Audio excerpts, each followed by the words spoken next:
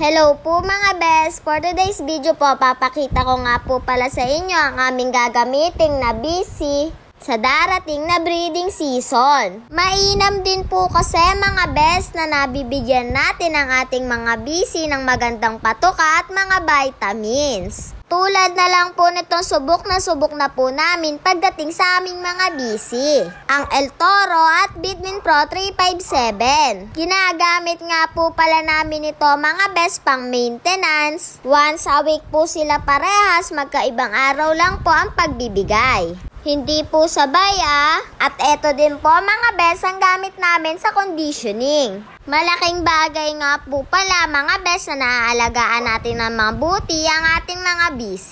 Para po pag nagsama po sila ng inahin ay mas maganda po na itlog ang mapoproduce ng inahin. Yan po ang tips ng best nyo dahil sa battle cock lagi kang lamang.